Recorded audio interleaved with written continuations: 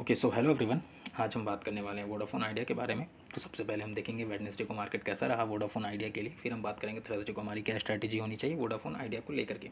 तो video start करने से पहले मैं आप सबसे ये बोलना चाहूँगा, जो लोग भी इंटरेस्टेड हो एक जेन्युइन लेवल और एक रियल एनालिसिस के लिए, प्लीज़ वो मेरे चैनल को लाइक करें और सब्सक्राइब करें। आइए आप वीडियो को स्टार्ट करते हैं। तो देखिए वोडाफोन आइडिया जो है वो है 11 रुपये 90 पैसे के आसपास चल रहा है। हम एक वेडनेसडे का क्विक रिकैप करते हैं, उसके बाद हम बात करेंगे कि थर्सडे को हमारी क्या स्ट्रैटेजी होनी चाहिए लॉन्ग, शॉर्ट और इंट्राडे बेसिस पे। तो अगर डे रेंज की बात करें तो 11 रुपये 65 पैसे के आसपास लो बना था और 12 रुपये 40 पैसे के आसपास हाई बनी थी वेडनेसडे मार्केट में। और अगर वॉल्यूम की बात करें तो 23 करोड़ के आसपास इसकी वॉल्यूम थी, जो कि मंडे और ट्यूसडे मार्केट से थोड़ा सा कम था।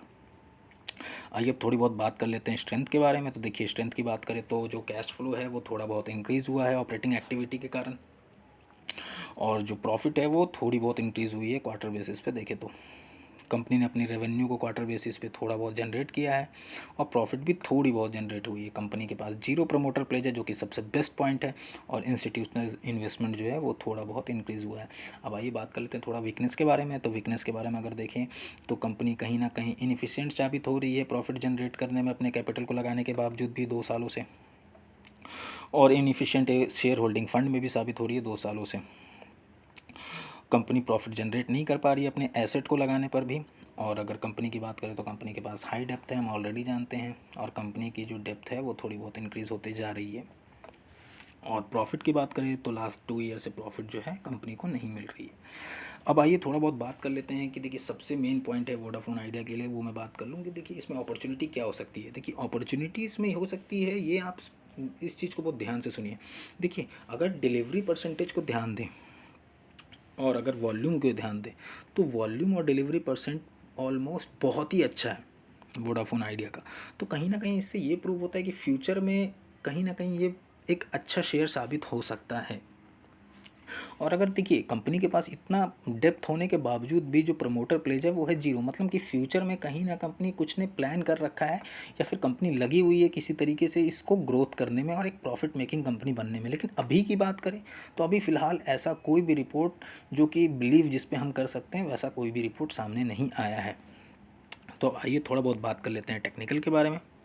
तो देखिए वेडनेसडे मार्केट को ऑलरेडी वोडाफोन आइडिया ने 12 रुपये 12 पैसे का जो एक लेवल था रेजिस्टेंस लेवल, वो उसने ब्रेक कर दिया था।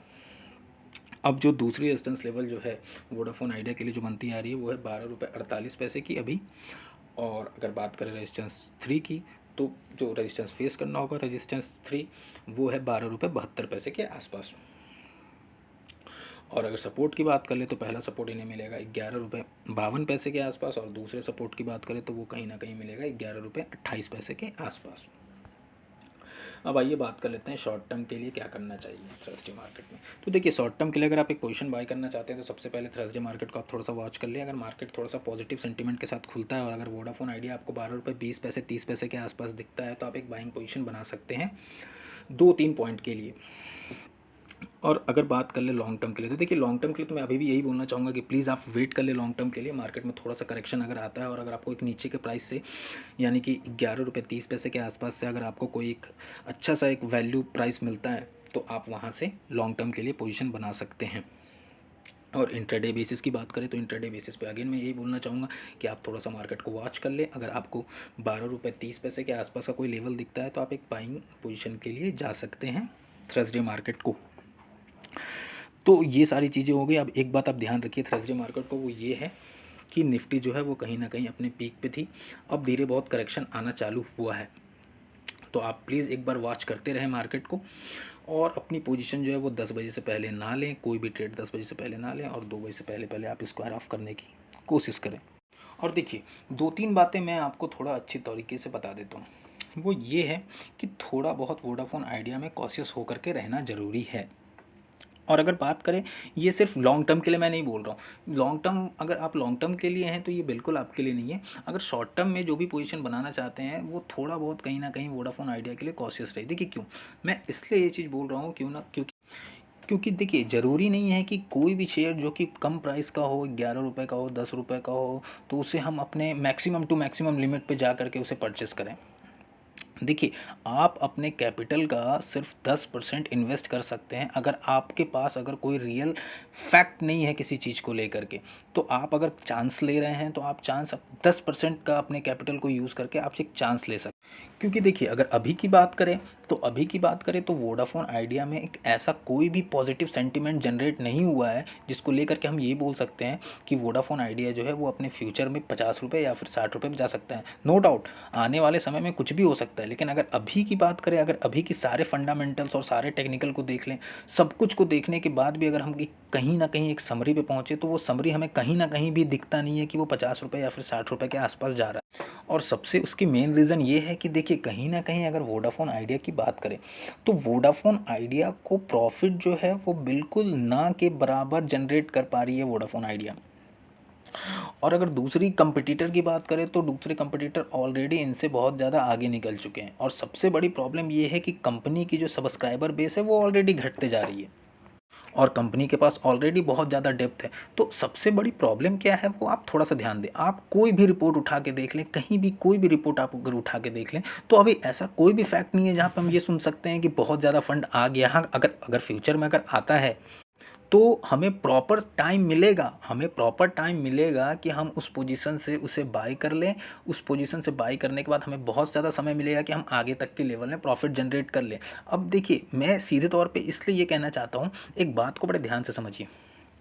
आप अगर एक कोई पोजीशन 10 रुपये से बाई करते हो और अगर आपको वो 50 रुपये 1 साल के बाद मिलता है और किसी आदमी ने सेम प्राइस पे 1 महीने पहले परचेस किया है और उसे भी 50 रुपये मिलता है, मतलब ये कि आपने 1 साल तक अपने कैपिटल को इन्वेस्ट करके रखा तो आपको 40 रुपये की प्रॉफिट हुई। और एक दूसरा बंदा अगर मान लीजिए कि 10 रुपये में 1 महीने पहले उसने परचेस करा था तो उसे 50 रुपये मतलब 40 रुपये की प्रॉफिट 1 महीने में हुई। इसका कहने का मतलब ये है कि जब भी अगर ऐसा कुछ भी अगर रिपोर्ट आता है, ऐसा कोई फंडिंग बहुत ज़्यादा होती है वोडाफोन आइडिया में, तो प्रॉपर समय होगा जिस समय हम उस शेयर को बाई कर सकते हैं और एक अच्छी प्रॉफिट जनरेट कर सकते हैं। इसलिए अगर अभी भी अगर हमें कोई फ़ंड इन्वेस्ट करना है तो हमें अपने कैपिटल का थोड़ा बहुत जो फ़ंड है वो कैपिटल में, वो वोडाफोन आइडिया में हम इन्वेस्ट कर सकते हैं।